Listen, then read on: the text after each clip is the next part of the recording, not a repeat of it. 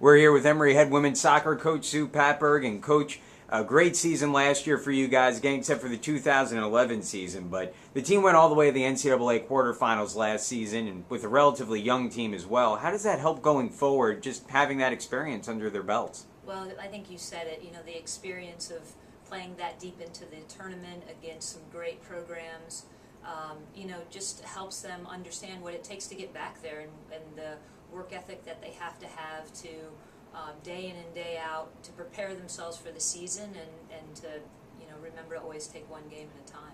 Now, some high expectations obviously coming into the season, in part because of the finish last year, but ranked 5th in the Division III to start the season, and obviously picked to finish 1st in the UAA. Talk about it as a coach, how you kind of have to manage those expectations coming into the season as well. Well, definitely. You have to set realistic goals, and you're only as good as your next game, and to date we haven't played any yet. So we've got some work to do on the field to prepare ourselves, and I think it's important not to just get caught up in looking at the hype of, oh, you're ranked first, to finish first in the UAA.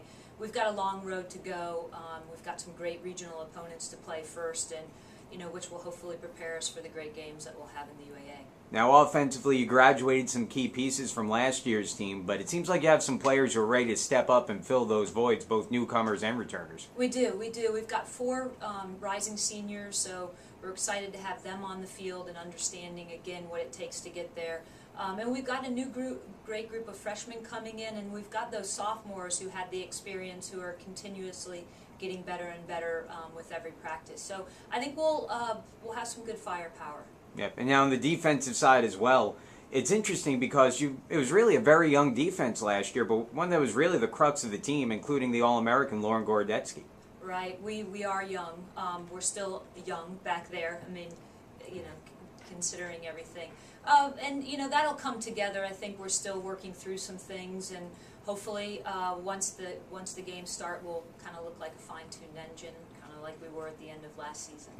Now, in the meantime, though, your midfield, I think the most experienced unit you have out there right now, and again, really a strong unit for you guys last year as well. Right, it is definitely, I think, our most experienced, and the group is mostly made up of juniors and seniors, and we do expect them to kind of run the show, to set the tone, to create the pace of the game, and we're excited to have them all back. Now, in terms of goalkeepers, you guys did something last year that you don't see a lot of teams do, and that's use 2 keepers, one for one half and one in the other, with Erica Stein and Kaylee Leonard, and really both played very well last season. Talk about that approach a little bit, because, again, that's something that you don't see a whole lot of teams do. Right. It's definitely the non-traditional approach, but it worked for us.